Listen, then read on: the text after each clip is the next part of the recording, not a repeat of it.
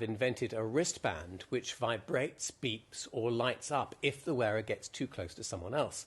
It's designed to help with social distancing, and they hope schools might be interested. In fact, they've been trying it out at their old college, St Gregory's. Andy Howard reports. Ophelia and Finn are having a conversation in the school corridor. They're in a bubble together, so it's okay for them to be close. But hang on, here comes Harry. He's not in their bubble and seems to be in a world of his own. That's where the space band comes in.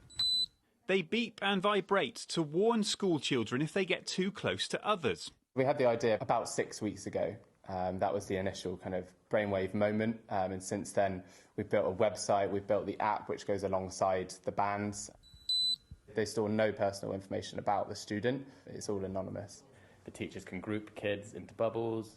They're all customisable, so whether some schools might not want to beep, for example, because they don't want that as a disruption, so we can turn that off. There's no doubt that schools will look and feel very different when they fully return in September. But could these space bands be just something else for everyone to worry about?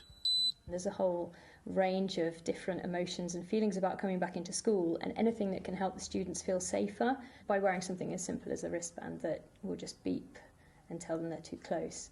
Hopefully that's something that will help them to have a normal day at school. As per usual, the most critical reviews will be from the children themselves. Would they mind wearing them? No. It's sort of just like wearing a watch, really. I think it would make me feel safe.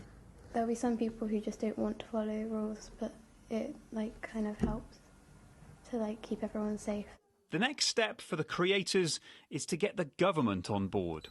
We want these to be in all schools in the UK because we're sure that they will help social distancing. So as well as the sanitiser, the signs and the social distancing, schools could have space bands too. Andy Howard, BBC Points West in Bath.